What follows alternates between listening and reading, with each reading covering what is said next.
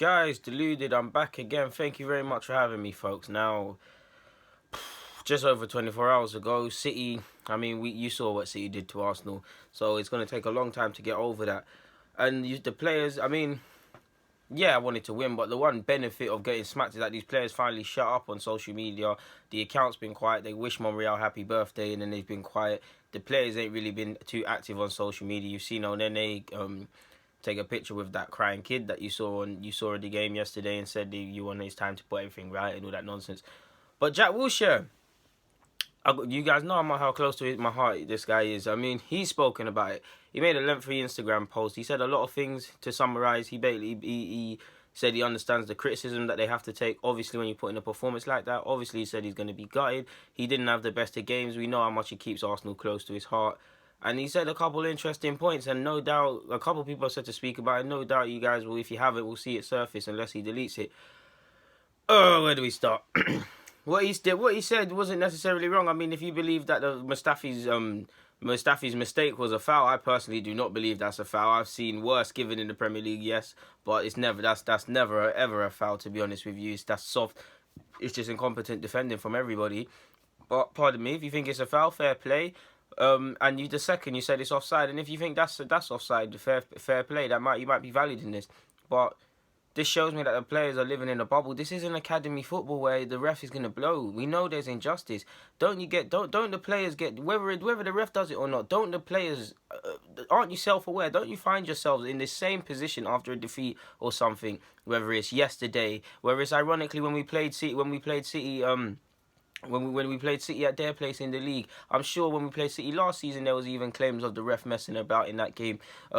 Where else? The West Brom, the ref was a dodgy against us. Stoke, there was allegations. Southampton, I'm not saying any of these are wrong, but if you find yourself on the receiving end of these things, not excusing the referee, and clearly there is something in there. Don't you see there's something else wrong with the problem that you're not doing it? Other teams are having injustice, but they're still managing to fight through it. And if we want to be technical about them 2 goals, let's be brutally honest. Both of them, if I remember correctly, are against the run of play. The first one definitely. Mustafi, whether you think it's a foul or not, he shouldn't be doing that. Where are the midfield? Where's the other centre halves? And where are the fullbacks? Keeper, I'm not even going to get into it. I'm not even going to go over the same things again. The second, again, against the run of play, we're not clearing our lines. And the third, again, the similar thing. If we took our chances that we had initially, if we showed some initiative from the start, if we realised it was a cup final, these things don't happen. We can only deal with the facts. Like I said, I'm not saying what you're saying is wrong because it's not necessarily, but it's sour grapes now, man. We can't be. It's a big cup final, and we're there talking about refereeing decisions and questioning Hart, like missing the point. Now, Arsenal over the years, we've been through a lot of banter. That's an understatement. For however many years this curse has been going, hopefully it gets lifted. In recent times, I've shut up against in humiliating games against Palace, Liverpool numerous times, City numerous times, United a couple times. We've even seen the Bayern Munichs. We've seen all of these sides. Barcelona smack us up, even down to humiliating ones. Forest, Anderlecht coming, doing what they did against us. If I remember rightly, did we go through or not? I don't think we did. Monaco, Oshasans on Thursday. No disrespect to them. Bradford. We've been through a lot. Now shut up about all of these. Like all of them hurt, but I wasn't ranting on nothing. They all hurt. What I'm not gonna sit here and take is a cup final. In a cup final, no heart, no passion. There's like that repeat of that cup final performance. You can go and look at all of Arsenal's games and find specific identical games like that. So you guys don't know it's a cup final. Yeah, you can sit down. These players can sit down and say they know it was this. They tried. They want to do this. X, Y, and Z, and all of that might be true. But the fact remains is it keeps on a consistent basis showing this toothless performance. The consistent toothless performances, like consistently, something's wrong. Either the players are in a bubble, either you don't know how to win, you don't know how to fight, whatever is happening at the club, like the facts don't lie. The facts really do not lie in this thing. And if we really want to talk about refereeing decisions, I know it's a minor compared to not scoring a goal, but let's be honest, Monreal actually dived in that game if I remember rightly, and he didn't get booked. So if we want to talk about them, let's talk about them all.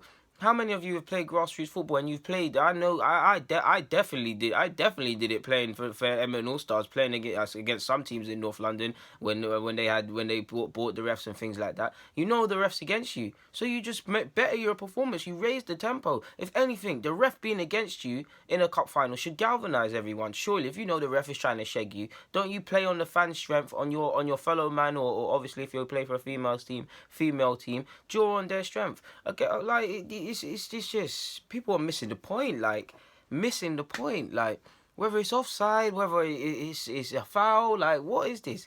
What is this? And I don't even want to talk about the naivety of playing to the whistle with Arsenal, because we've shown numerous times we're not going to better that. Like when it's not going to be like training when you lot are doing these neat little 1-2s in circles and someone fouls and a coach or Bold or whoever blows. It's not like that. We know the refs are incompetent today. We know. So stop relying on them to get things right. Like, stop relying on them. Like, it's just... And that takes the focus away from a damn right poor performance. Because, fair enough, like I said before, if we went in there, we showed some heart and we lost, cool, and you go down fighting. But regardless of these refereeing decisions, Jack Wilshere, that you speak of, which player on that pitch can honestly say they played to the best of their ability, they left it all in the ring, good game or not, they tried to their best of ability and they had good intentions at heart, and they left knowing they couldn't have tried any better? None of them. If any of you and your teammates can say that, I'm sorry, none of you are fit enough to wear the shirt, and you're all lies and you're scared of the truth. Like Wilshere, I love Wilshere, man. He's one of the reasons why this vid thing started in the first place. But you're missing the point, bro, man. Like I said, what you said is not wrong, and you've said that the side has to accept criticism. We've heard allegations as well, and people in the know and all these Twitter folks saying the players and the club have been advised to be easy on social media. Not that that means anything, but it's just missing the point, man. It's missing the point. Like, all we ask for is heart, you know. All we ask for is, man, play like it's a cup final. Like, I don't think that's too much to ask. Whether you to support the team, going up and down, paying grands to support the team. Whether you wake up in foreign countries, wake up at stupid o'clock to watch the games. Whether you watch it at home in England, at the pub, wherever you watch the damn game. People don't deserve this. People invest in money, time, effort. Time is, to a degree, regardless of you go to games or not, time is more expensive than money because you can't get your time back. Obviously, you can't get refunds, but you can't get time back. We cannot get time back. We love the club. We're going to be here until we take our last breath. And it just sucks. Like, it's not going to get better. Like, it's only going to get worse. Like, I want to be wrong. I want to be positive about all of these changes at the club. But Arsenal show you enough to get you excited and make you think changes are coming, and then show you things like this. The penny drops at Wenger.